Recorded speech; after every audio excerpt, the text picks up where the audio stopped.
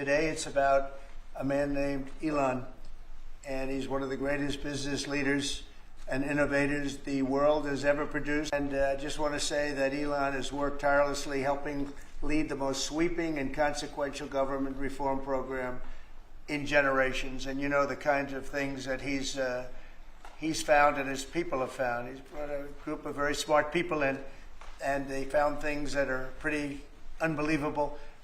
I have to say that the numbers that we're talking about are substantial, but they're going to be very much more substantial with time, because many of the things that we're working on right now, we're going to have to remember Elon as we find them, but the numbers could double and triple because many things, we don't want to go out with them until we're sure, but we've found things that are unbelievably stupid and unbelievably bad. With the Department of Government Efficiency, Elon's delivered a colossal change in the old ways of doing business in Washington. Doge has installed geniuses with an engineering mindset and unbelievably talented people and computers. I actually asked Elon one time, what's their primary thing? And they have a lot of primary things, all having to do with being smart. But he said the thing that they're really the best at is working with computers so that they can't be outsmarted by somebody that's not so honest, that happens to also be good with computers, but not as good as these people. But the mindset in the senior ranks of every federal department, and it's really changed. And with Elon's guidance, they're helping to detect fraud, slash waste, and modernize broken and outdated systems. And Elon's really not leaving. He's going to be back and forth, I think. I have a feeling. It's his baby, and I think he's going to be doing a lot of things. But Elon's service to America has been without comparison in modern history. He's already running one of the most innovative car companies in the world. You look at his factories and compare them with some of the old factories we have, and it's a big difference. And the most successful space company, and I guess in history you would have to say the largest free speech platform on the internet, etc. Yet Elon willingly, with all of the success, he willingly accepted the outrageous abuse and slander and lies and attacks, because he does love our country. I know that very much. He loves our country. He comes from another country, a country that's going through trials and tribulations, I would say. But he's all about the USA, and Americans owe him a great debt of gratitude. So I just want to thank Elon for his time as a special government employee. Can you imagine? They called him an employee, but it's a special government employee, and for coming and helping us. And he really has changed the mindset of a lot of people. A lot of people thought, maybe we'll cut 1% or 2% or 3%. Then they said, wow, we can cut a lot more than that. And we're going to do it very surgically. We're going to continue on the march. We're making America great again. So I want to thank Elon for helping. And again, the United States right now is the hottest country anywhere in the world. There's no country as hot. And we're doing really well. When I left, we had no wars, we had no problems. We defeated ISIS, we rebuilt our military, and we had no inflation. And when I came back, we had a lot of inflation. We had wars all over the place. We had the embarrassment in Afghanistan, where we gave up billions and billions of dollars of military equipment, the most embarrassing moment in the history of our country, I believe. I believe that strongly. We have Russia with Ukraine. We had the attack in Israel in October, the horrible attack, October 7th. Horrible attack. Nobody's ever seen anything like it. And now we have something where we're really healing a lot of that. We stopped India and Pakistan from fighting. I believe that could have turned out into a nuclear disaster. And I want to thank the leaders of India, the leaders of Pakistan, and I want to thank my people also. We talked trade, and we said we can't trade with people that are shooting at each other and potentially using nuclear weapons. And they're great leaders in those countries, and they understood, and they agreed. And that all stopped, and we're stopping others from fighting also, because ultimately we can fight better than anybody. We have the greatest military in the world. We have the greatest leaders in the world. We put one of them in charge of the Joint Chiefs of Staff, as you know, General Raisin Kane. And we wiped out ISIS, completely wiped out ISIS in 3 weeks. They said it would take 5 years and we did it in 3 weeks. And that's the way it is, but we don't want to have to use our military. We want to be peace through strength when we can, and that's the way we're going to have it. So I just want to thank Elon and all of his people. Most of those people are staying, almost all of them are staying, and they're going to be with us. And you're going to see the results coming long into the future. Even a year and 2 years later, you're going to see a lot of the results, and those hundreds of billions of dollars are going to be adding up, and they're going to continue to add. It'll be interesting, really interesting to see what the final number is going to be. But again, Elon gave an incredible service. Nobody like him, and he had to go through the slings and the arrows, which is a shame because he's an incredible patriot. The good news is that 90% of the country knows that, and they appreciate it, and they really appreciate what he did. And I gave him a little special something we have here. Thank you. A very special that I give to very special people. I have given it to some, but it goes to very special people, and I thought I'd give it to Elon as a presentation from our country. Thank you. Thank you, Elon. Thank you. Take care of yourself. Thank you. You see the lock. The lock on this is amazing. That's right. Large lot. Well, let me say perhaps a few words that this is not the end of Doge, but really the beginning. My time as a special government employee necessarily had to end. It was a limited time thing. It's 134 days, I believe, which ends in a few days. So that it comes with a time limit. But the Doge team will only grow stronger over time. The Doge influence will only grow stronger. It's I liken it to sort of Buddhism. It's like a way of life. So it is permeating throughout the government. And I'm confident that over time we will see $1 trillion of savings and a reduction in $1 trillion of waste and fraud reduction. The calculations of the Doge team thus far, in terms of an FY25 to FY26 delta, are over 160 billion, and that's climbing. We expect that number will probably go over 200 billion soon. So I think the Doge team is doing an incredible job. They're going to continue doing an incredible job, and I'll continue to be visiting here and be a friend and advisor to the president. And I look forward to times being back in this amazing room. By the way, isn't this incredible? Look at this incredible. It's stunning. I think the way that the Oval Office, how the president has just completely redone the Oval Office. It's beautiful. I love the gold on the ceiling. Thank you. It's pretty nice. Yeah. It's been there a long time. That was plaster. Nobody ever really saw it. They didn't know the eagle was up there. And we highlighted. It's essentially it's a landmark, a great landmark, and that's 24-karat gold. And everybody loved it. And now they all see it when they come in. So it's been good. The Oval Office finally has the majesty that it deserves, thanks to the president. So I look forward to continuing to be a friend and advisor to the president, continuing to support the Doge team. And we are relentlessly pursuing $8 trillion in waste and fraud reductions, which will benefit the American taxpayer. That's it, really. Thank you, Mr. President. Thank you.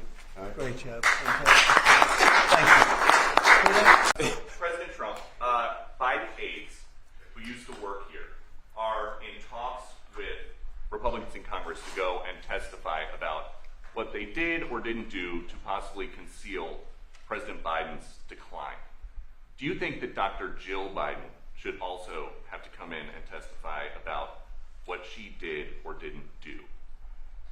Well, I hate the concept of it. It's the wife of a man who was going through a lot of problems, and everybody that dealt with him understood that. And I guess it came out during the debate loud and clear. That was the biggest signal of all. They have to do what's right. The country was there was a lot of dishonesty in the election, as you know, 2020. That's been now caught. People understand it. It was a rigged election, and when you go further out, when you see the auto pen, I think the auto pen is going to become one of the great scandals of all time, because you have somebody operating it or a number of people operating. Because I knew Joe Biden. Joe Biden wasn't in favor of opening up borders, letting 21 million people into this from prisons and mental institutions and gang members. He wasn't into that at all. And you know, who signed these orders, proclamations, and all of the different things that he signed that set our country so far back, that was so bad for our country? With the auto pen, how would it work? Like, we're in the Oval Office right now. If there was a group of rogue staffers that worked for you who wanted to advance a bill or an executive order without your knowledge, how could they do it? How do they do it? Well, it's very hard because I'd read your newspapers or your media the next day and I'd say, well, I didn't approve that, and I would find it. I mean, they wouldn't get away with it for long because I'd say, I never signed that. Who the hell signed that? Auto pens, to me, are used to sign letters to people because we get, I think they said 20,000 letters a week, and you like to be able, when somebody takes the time to write a letter, it's nice to sort of write back. And auto pens are meant for that. Auto pens are not meant to sign major proclamations or tax cuts or borders, anything having to do with the border, which is so important. And if it happened on my watch, I would be able to see it because the next day or sooner I'd be reading about something that I knew nothing about and who the hell signed this. So I almost never use the auto pen. In fact, yesterday I was signing about 81, I think it was 81 proclamations and statements to people that I think should be signed by us. I think when you write letters to foreign dignitaries or presidents or prime ministers, you should be signing those letters, not done with auto pens. I understand he signed almost everything with an auto pen.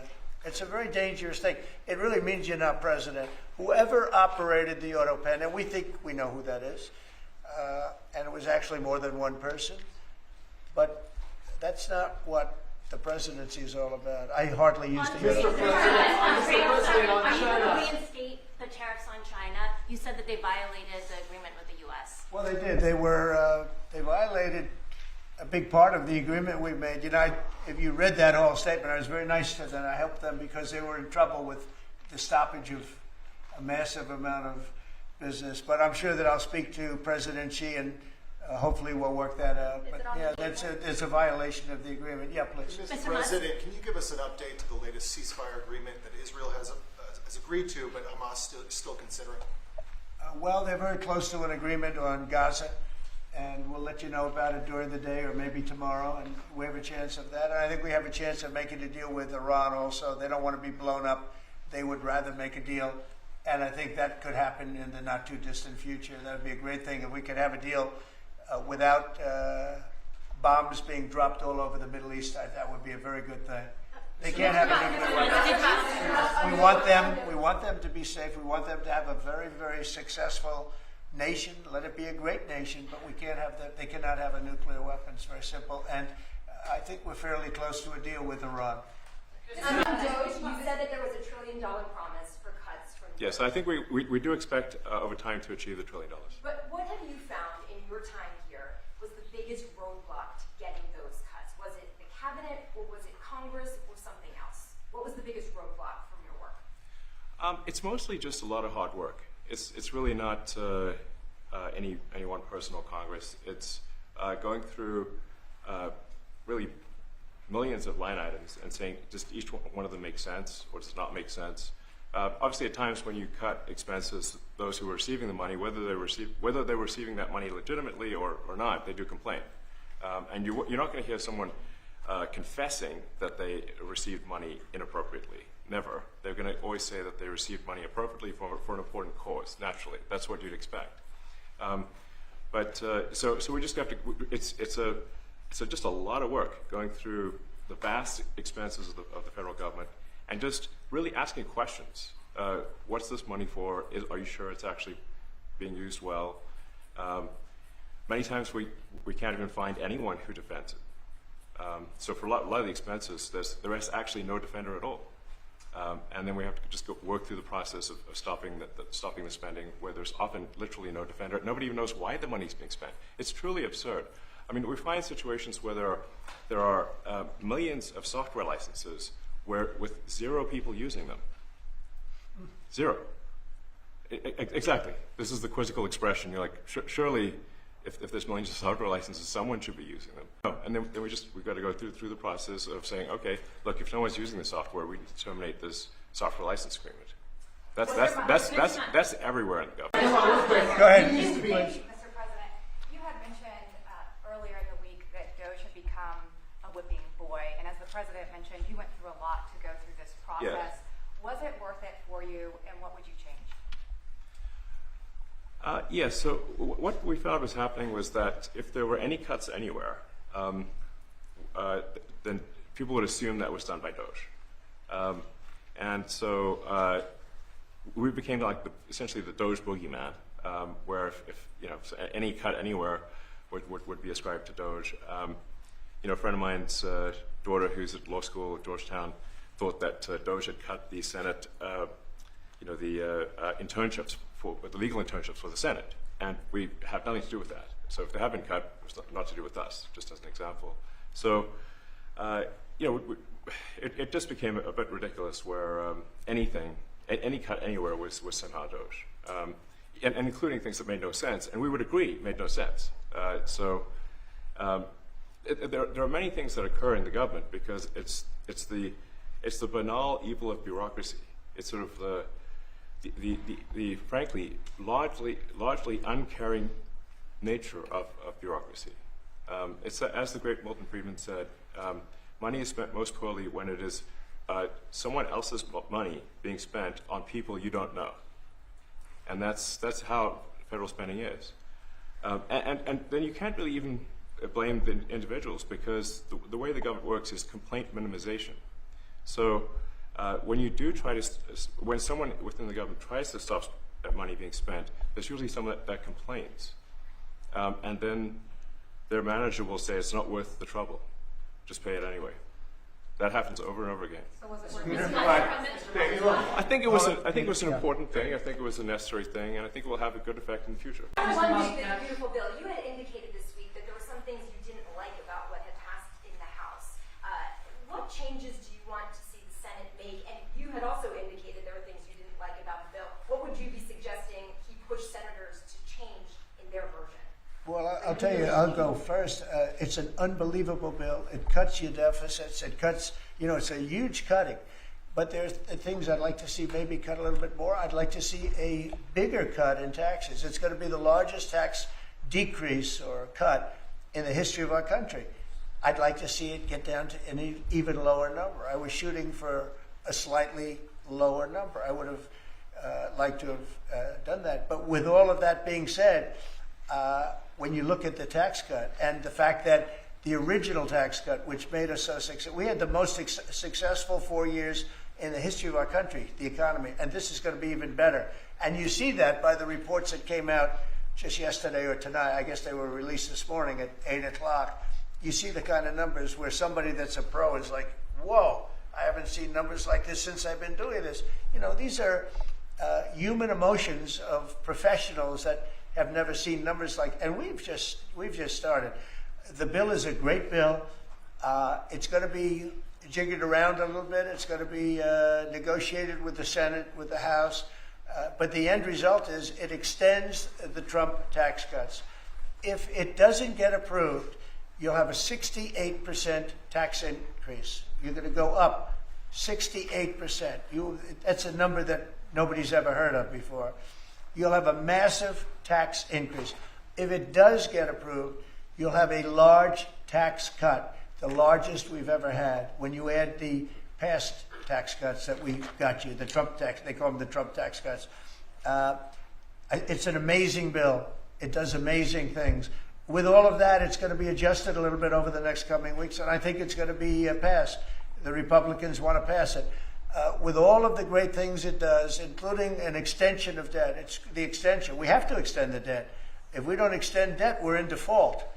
Now, the Democrats might like our country to be in default, but in 250 years, we've never been in default. That was handed to them by a very well-meaning man that gave it to them because he thought it was the right thing to do. It could have been their problem before the election, but this man thought it was the right thing to do, and he was well-meaning. I don't hold anything against him for that, but that was put on our plate when it should have been on the Democrats. September 28th, a famous date. It should have been taken care of by the Democrats, but this person, a man of power, gave it to us so that in June that comes due. Well, we have to take care of that because if we don't take care of it, we have a country in default, and we don't ever want to have a country in default. I'll tell you, a certain senator, Elizabeth Warren, said that she would never, ever allow a default on our debt. She would never let it happen. And she would like to get rid of the debt ceiling, what's called the debt ceiling. I call it the debt extension because we really need an extension. That she'd like to see that gotten rid of. And there are many people that agree. Many Democrats agree with that. But we gave that through, and I don't want to say an error. He did it well-meaning. They gave that to us. It was a Democrat problem just before the election. Would have had a huge impact on the election. And to our benefit, we won anyway, but to our benefit. But felt that really for the good of the country, we should extend that. But Elizabeth Warren and various other people would like to see that. Her whole career, she wanted to see it terminated, gotten rid of, not being voted on every 5 years or 10 years. And the reason was because it's so catastrophic for our country. And I always agreed with her. That was one thing I agreed with her on. Now, I haven't spoken to her, but I would say that if you asked her that question now, she'd say, no, it's their problem. But it's a very unfortunate situation. It's a very unfair situation. And she happened to be right on that. It should be gotten rid of, or it should simply be extended. But that's one of the things that gets taken care of in this bill. That automatically gets extended for a 4-year period, and it should be. But I agree with Elizabeth Warren on that. I think you should get rid of it. It's too catastrophic. Sure. I know that you try to stay pretty neutral because not your war. But And by the way, not my war. I just want to solve the problem for people. This was not a war that was going to happen if I were president. right, and so not your war, but as you try to fix it, and as you survey this hellscape of the Ukrainian front lines, It's horrible. and you and your team deal with a very stubborn Vladimir Putin. Do you And look? Zelensky. Yeah. But do you look at Very this stubborn conflict Zelensky, too. now? Like, do you look at this and see Putin as the good guy or the bad guy? So I've known him very well. And I went through a lot of things with him because Russia was, the Russia hoax turned out to be a total hoax. New York Times, they got a Pulitzer Prize. They have to give back the Pulitzer Prize. That's my lawsuit. And they're doing very poorly in that lawsuit. But, they wrote stories about how it was true and it was false. And, a lot of Washington Post also. I have gotten to see things that I was very surprised at. Rockets being shot into cities like Kiev during a negotiation that I felt was maybe very close to ending. We were going to solve a problem, and then all of a sudden rockets got shot into a couple of cities and people died. So I'm very disappointed in that way. With that being said, I'd like to see it end. 5,000 people, I think the number's even more than that, but 5,000 people a week are being killed. Mostly soldiers, but also people that live in little cities and towns throughout Ukraine. And I'd like to see that stop. And President I Trump, asked Russia. Caroline this yesterday, but I want to ask you directly. So many of the things that you're trying to do are held up in court right now. Yeah. If the courts are going to have so much influence over U.S. policy, do you wish you would have just become a judge instead? Yeah, well, look, it wasn't meant to be that way. If you look at the founders, the president had certain powers, and you have your 3 groups, and they all had supposed to be pretty equal powers. But you can't have a judge in Boston running foreign policy in places all over the country because he's got a liberal bent or he's a radical left person. That's what the executive branch is for. And you have checks and balances. But we had millions of people pour into our country, many criminals poured into our country, murderers, mental institutions from all over the world being emptied out into our country. And if we don't get them out and get them out quickly, could lose your country very easily. This is a bad, that anybody would allow this to happen to our country. With all of the things, we took over inflation, we took over some wars, we took over a lot of problems that didn't exist when I was president. None of it existed. We wiped out ISIS. Other than that, we had no wars. Putin was never going to hit Ukraine. Israel would have never been attacked. That attack, as you know, Iran had no money. They didn't have money for Hamas. They didn't have money for Hezbollah. They had no money whatsoever. That wasn't going to happen. All of these things that happened weren't going to happen. You wouldn't have had inflation. so it's very sad when I came back, but the thing that is the hardest is that they allowed 21 million people into our country, and many of those people are stone cold criminals. They moved their criminal population into the United States, and of all the things that are bad, I solved inflation, I believe, already. I got the fuel prices down. The fuel prices came down. That's one of the reasons. They screwed up the energy. They screwed up the cost of gasoline and oil and gas. And you had tremendous inflation. The greatest inflation probably in the history of our country under Biden. And when people said, oh, but the economy was, no, the economy was terrible for the people because they couldn't afford the energy. And the energy brought everything else up. Energy is the big deal. But with all of that, we solved that already. In 4 months, we solved it. $1.99, $1.98 gasoline. First time people have seen that in a long time since my term. But the hardest thing to solve is millions of people pouring into our country, many of whom are criminals. Because remember, these countries are smart. Their leaders are very street smart. They're sending the people that they don't want. They don't want the people that are there, that are law-abiding, that are productive, that are working hard. They want people that are in jails. We have them.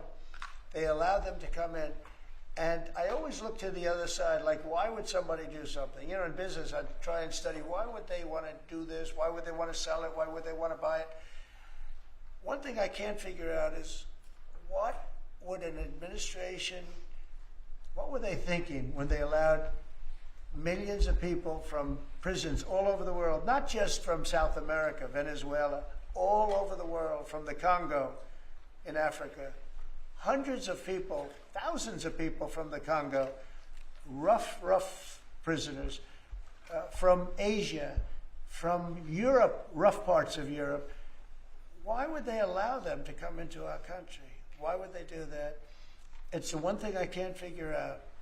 And I don't believe it was Joe Biden. I really don't. I mean, look, he's been a sort of a moderate person over his lifetime, not a smart person, but a somewhat vicious person, I will say.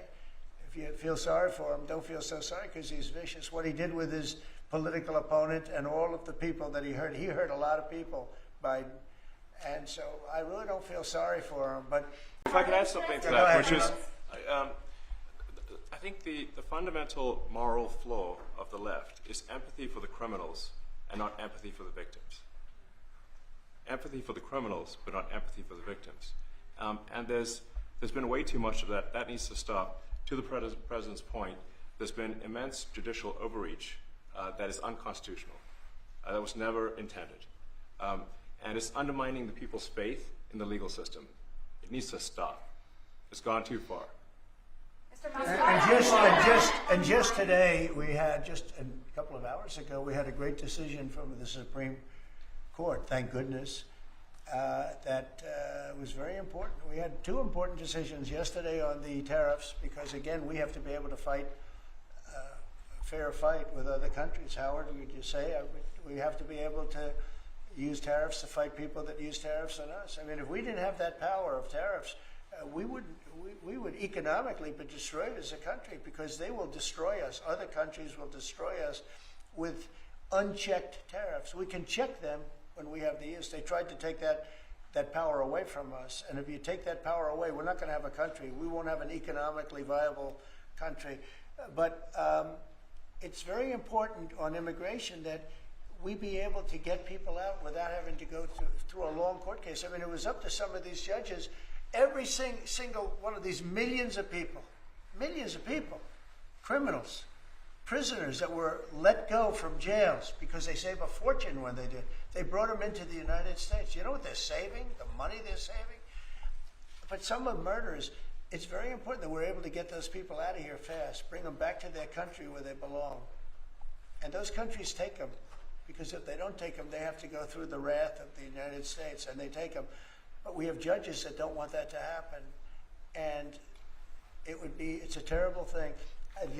That's going through the court system right now, that whole situation.